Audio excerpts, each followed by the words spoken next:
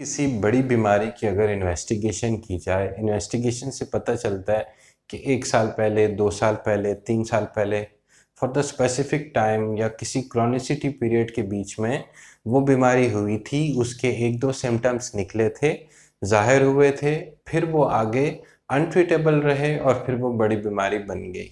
ठीक?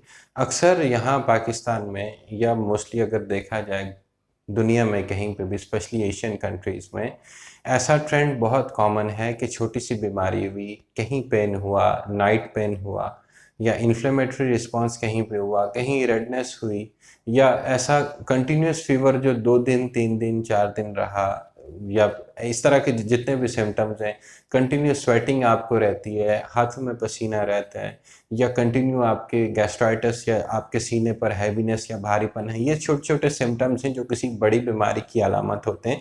आपको आइडेंटिफाई करवाने चाहिए फिजिशियंस या स्पेशल जो हेल्थ केयर प्रोवाइडर्स हैं उनसे। अब इन सब बीमारियों को एक्सट्रीम रेंज तक पहुंचाने में घरेलू टोटकों का बहुत बड़ा हाथ है। हम लोग जब भी कोई बीमारी होती है, घरेलू टोटका, नज़ला ज़ुकाम हुआ, एक्चुअली एलर्जिक राइनाइटिस है, ये खा लें, ये पी लें, ये ग्रीन टी ले लें, ये वाली चाय बना लें, ये मसाले यूज़ कर लें। अब ये सारी चीज़ें हमारे स्टमक को डिस्टर्ब करती हैं जाके, बिकॉज़ इनके एविडेंसेस नहीं है कि 10 पेशेंट्स को फ्लू था, उनको हमने ये वाली टी दी, 10 में से 8 को फ़र्क आया, 2 को नहीं आया। इस तरह के हम क्लिनिकल एविडेंसेस पर बात करते हैं कि क्लिनिकल एविडेंसेस नहीं है घरेलू टोटकों के। ठीक है? अब घरेलू टोटके जैसे फॉर एग्जांपल एक सिस्ट बन गया कहीं पे भी, बॉडी में कहीं पे भी, जैसे मेल्स में अक्सर जो है ना वो टिबिया में या फिब्यूरल हेड के ऊपर बहुत ज़्यादा फिब्यूरल सिस्ट बहुत कॉमन है, ये होता है अक्सर मेल्स को। वो सिस्ट बन गया, अब उस सिस्ट को जो है वो बिल्कुल नज़रअंदाज कर दिया, निगलेक्ट कर दिया। उस निगलेक्शन की वजह से उसने अपनी एक्यूट स्टेज से क्रॉनिक स्टेज की तरफ मुंतकिल होना शुरू कर दिया। जब ये एक्यूट स्टेज से क्रॉनिक स्टेज मीन्स 1 से 1.5 मंथ, 2 मंथ पुराना, जो जो पुराना होता जाएगा उसकी उसकी बिनाइन नेचर से वो मैलिग्नेंसी की तरफ जाता है और देन फिर वो स्प्रेड आउट करता है। इसी तरह कैंसर की जितने भी ये पेशेंट्स या जितनी भी हिस्ट्रीज हमें मिलती हैं, उनकी यही हिस्ट्री होती है, कहीं सिस्ट हुआ, उसको उसको निगलेक्ट किया और फिर बाद में वो पूरी बॉडी में फैल गया, ब्लड में या कहीं पे भी किसी स्पेसिफिक एरिया में। जैसे फीमेल्स में मोस्टली ब्रेस्ट कैंसर बहुत कॉमन है। इसलिए घरेलू टोटकों की वजह से आपकी एक्चुअल डायग्नोसिस रह जाती है, मिसिंग होती है। 4 पैसे बचाने की वजह से घरेलू टोटकों पर मुंतकिल होना और फिर अपनी प्रॉब्लम को symptomatically for the short time आप उसको दबा देना, ये प्रॉपर ट्रीटमेंट नहीं है। इसलिए घरेलू टोटके आप ले सकते हैं, यूज़ करें, इसका इनकार नहीं है, मगर तब लें जब आप हेल्दी हैं, जब आप में कोई प्रॉब्लम नहीं है, आप में कोई बीमारी नहीं है। क्योंकि इन घरेलू टोटकों में कुछ वाइटामिन्स हैं, कुछ एंटी एलर्जिक कंपोनेंट्स होते हैं, विटामिन सी भी, जैसे लाल मिर्च है उसमें विटामिन एच हमें बहुत ज़्यादा मिलता है।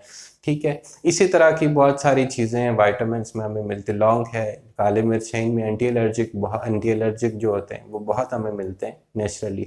ये चीज़ें आप लें, बिल्कुल यूज़ करें, बट तब यूज़ करें जब आप बीमार नहीं हैं, हेल्दी स्टेट में हैं अपने। जब हेल्दी स्टेट में हैं, ऐसी चीज़ें यूज़ करें ताकि आपका इम्यून सिस्टम बूस्ट रहे, आपकी बॉडी की फिजिक बेहतर रहे, आपका मेटाबॉलिज्म अच्छा रहे।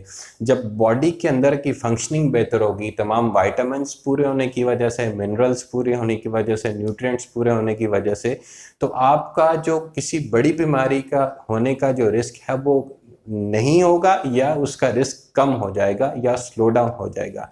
इसलिए घरेलू टोटकों को फर्स्ट प्रायोरिटी दें, तब दें जब आप बीमार नहीं हैं, और मेडिकल ट्रीटमेंट को आप फर्स्ट प्रायोरिटी दें जब आपको कोई सिम्टम्स आ रहे हैं, फीवर है, वॉमिट है, आप डिजी हो रहे हैं, चक्कर आ रहे हैं, घबराहट है। ये छोटे छोटे सिम्टम्स हैं जो किसी बड़ी बीमारी के साइन एंड सिम्टम्स होते हैं।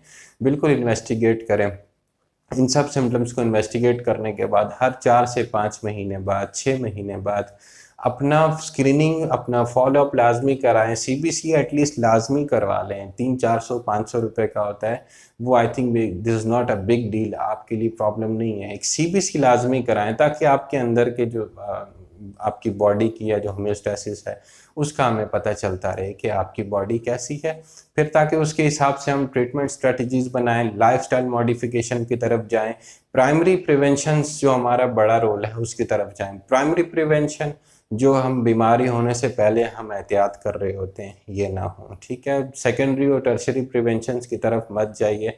सेकेंडरी और टर्शरी जब कोई बीमारी होती है, होने के बाद जो हम ट्रीटमेंट्स ले रहे होते हैं, सेकेंडरी और टर्शरी केयर या टर्शरी ट्रीटमेंट्स हम ले रहे होते हैं, उसकी तरफ कोशिश करें मत जाएं। स्टार्ट में ही किसी भी सिम्टम को इवेलुएट करें ताकि आप किसी बड़ी बीमारी से बचें और बड़ी बीमारी के जितना बड़ा एक्सपेंस है उससे बचें।